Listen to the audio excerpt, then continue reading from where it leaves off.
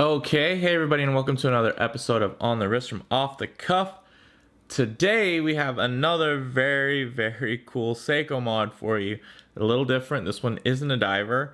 Of course, done by Alex at Artifice Horoworks. Definitely check him out. Outstanding work. He's pretty much our preferred modding house on the channel.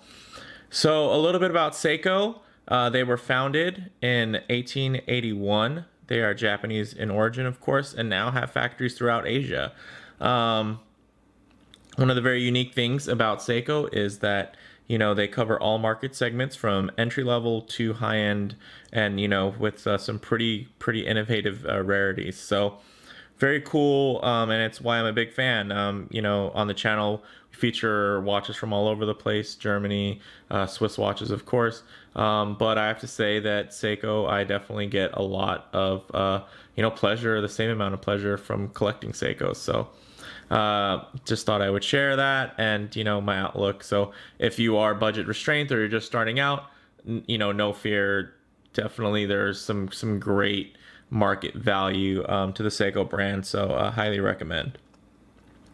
So this type of watch, you know, I'd say is more of a dressy sports watch type.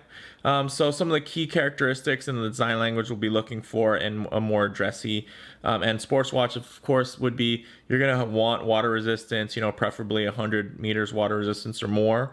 You know, you're gonna probably want to be on the larger end of 38 millimeters.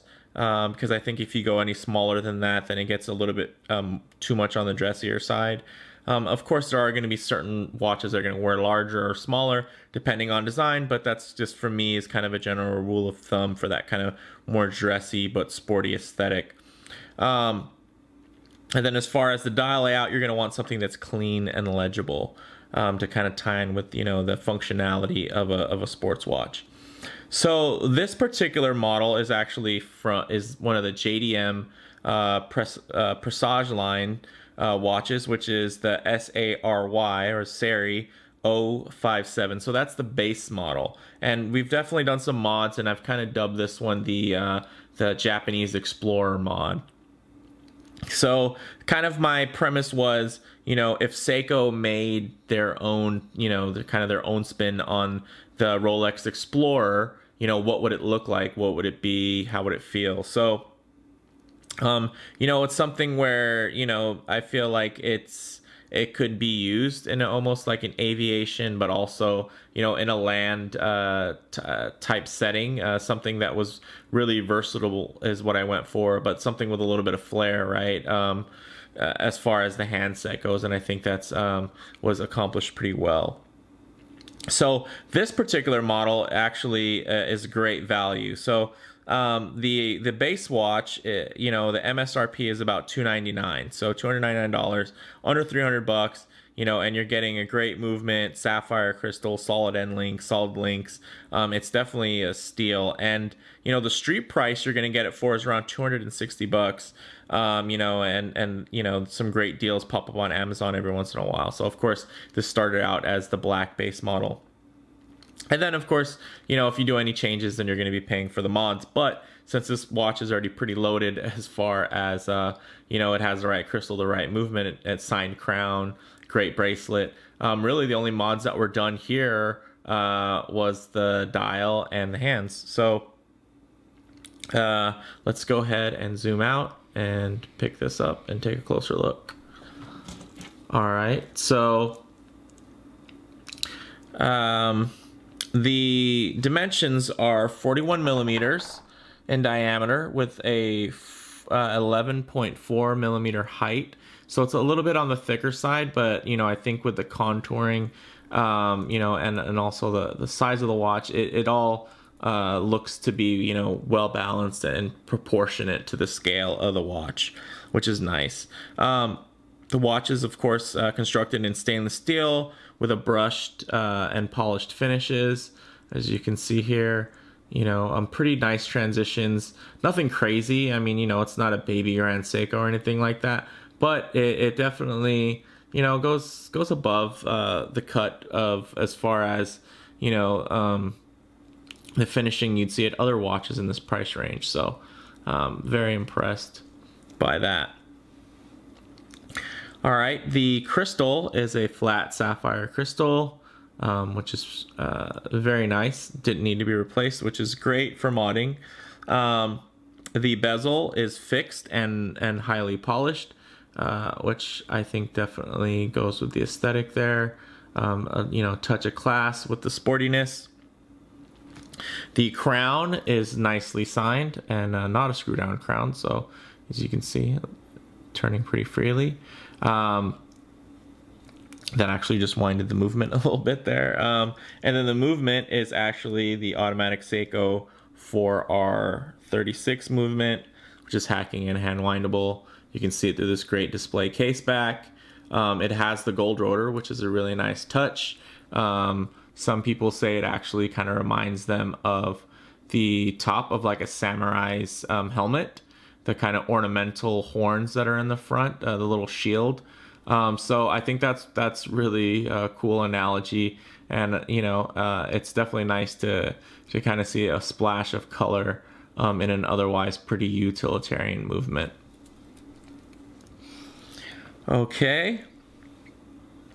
So as far as the dial goes, this is actually using an SRP441 dial, which has applied indices. It's matte black, and it has the date function at about the 4.5 there, which I think is really nicely placed and well executed. You know, definitely more on the modern side. The watch that this came out of was actually kind of a Landmaster oriented watch. It was kind of like I should say Land Monster.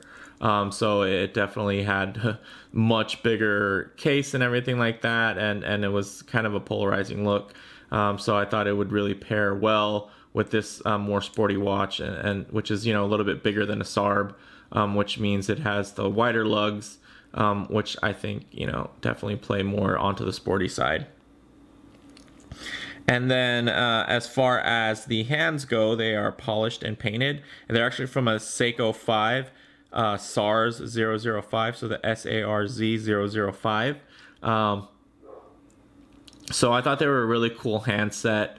You know, I think that they definitely don't just disappear on the dial, but they definitely flow, and that second hand with that kind of reverse counterweight, I just think it looks really cool, and really kind of ties into those painted crosshairs that are on the dial, and just gives it, you know, a kind of a splash of personality. You know, something akin to, you know, like the Rolex's Explorer hands, right? You definitely see them a lot on Rolex, but you don't see them anywhere else, right? And I wanted to do something like that for this watch, something that stood out, but at the same time just kind of flowed with everything. So I'm really glad with the way that turned out, kind of pairing those two. So as far as the bracelet goes, it has 22mm lugs, which is great. So I can fit this on, you know, a ton of different 22mm NATOs. Also fits on a lot of the different rubber and leather straps that I have. So that's really great. And then as you can see, it kind of has, you know, kind of your basic 3-link kind of oyster style with kind of the squared middle link that has some fine polishing in there, which I like, and I think makes it a little bit different. Comes to a stamped fold over clasp, you know, basic Seiko affair there. And, you know, that's pretty much it. I think it's a very cool piece. Let's go ahead and get some Loom shots of it before we get it on wrist. Okay, nice and close there. We'll hit it with the black light. Okay, and then hit the lights.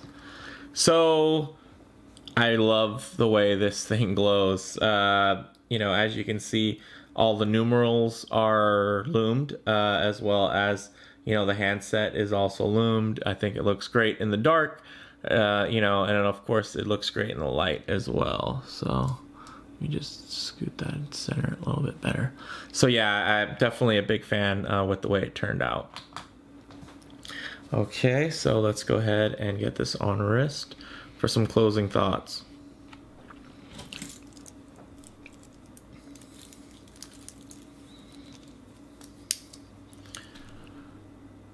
Okay, the watch wears really nicely. And you know, it definitely has that very cohesive design. You know, it's sporty, you know, yet you know, kind of a classy look and feel, but it definitely feels sportier on the wrist. You know, it doesn't feel like a dress watch, but it's not so sporty to where, you know, you're gonna be worrying about, oh, is this, you know, is this too nice of a watch to wear with shorts, you know, or a t-shirt or anything like that. But at the same time, it could definitely fit in with slacks and a button shirt because of the very kind of muted color palette. But yeah, I mean, it definitely fits my 7 1/4 inch wrist really well. So I'm really happy with the way it turned out. Model variants wise, you know, there's also a white version, which I might do a mod of as well in the future. But I'd say some comparable models within the Seiko line would probably be the Alpinist line, would probably be the closest thing they've ever done to kind of doing a Seiko quote unquote kind of Explorer style watch. I think this one I like better than Alpinist. Not to knock the Alpinist, I think it's a great it's a great model line. But you know, for me, of course, this has a little sentimental value because I did piece it together, you know, myself, and then, you know, of course, had Alex kind of do all the dirty work. So I'd say for this watch, you know, the bottom line is, you know, we took a very high value, kind of lesser known JDM piece, you know, with the SARY, you know, and we kind of spiced it up, you know, with the right parts, right? So it's not always about the most mods and the most changes and the most drastic things that you're going to do when it comes to modding watches. Sometimes it's about having the right mods and really pulling together something that looks great. You know, people are going to ask, what model is that? Instead of just saying, wow, you know, I can appreciate the work, you know, which definitely happens too. So, you know, hopefully you guys enjoyed this and it was to your taste as well. You know, let me know in the comments below if you have any, you know, really cool ideas for mods that you've been planning to kind of put together. And, or, you know, let me know all your thoughts on a couple of the mods that I've posted recently. I'd definitely love to hear your feedback. So if you liked the video, please hit like. If you haven't already, go ahead and subscribe. And, you know, don't forget to check us out on Instagram. So just look in the description below and I'll try to post some links. Thanks, guys.